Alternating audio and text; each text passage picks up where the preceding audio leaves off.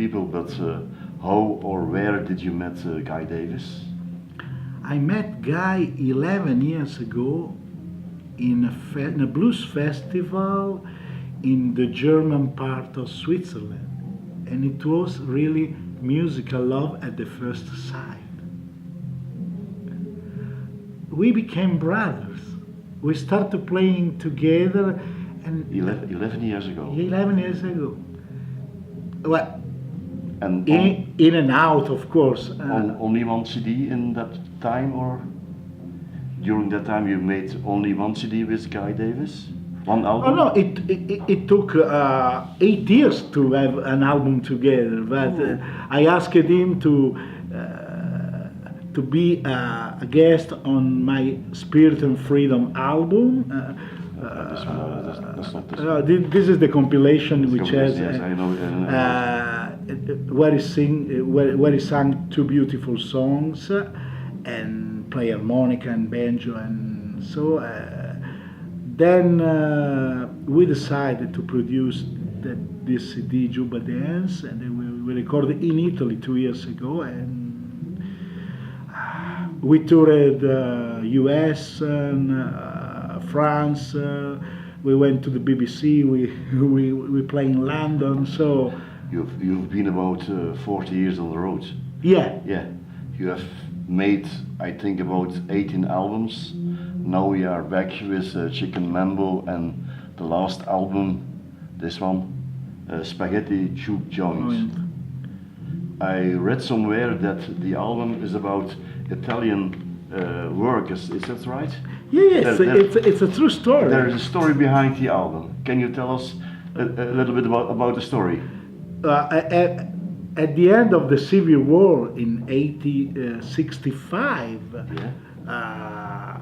there were no more slaves, and most of the blacks leave the plantation in Mississippi and go to Chicago, Detroit, in search of a better life. So the plantation owner were in trouble. So they get the Italian farmers, poor farmers, to immigrate illegally in the States to work in the cotton fields. So the Italians were there in the cotton field of Mississippi at the time where the blues was born. And the story about the guy who started the juke joint, that's not true, no? No, that's just say, oh, maybe an Italian has opened a juke joint to have, because I knew a priest in Jackson, Mississippi, so they sent me, my dad was working at that plantation with the Italian and the blacks, working together all day long and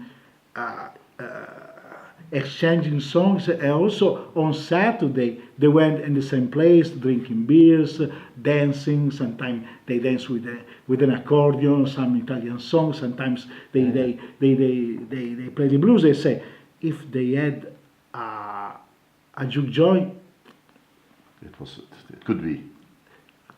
The perfect name could be Spaghetti Juke Joint. Are you satisfied about the result of the album?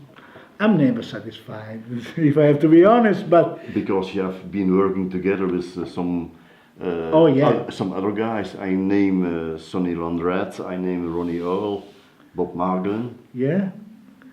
Well, the first time that I saw Bob Margolin live was on the movie The Last Word, when it was behind Muddy Waters. I didn't know at the time who was Muddy Waters.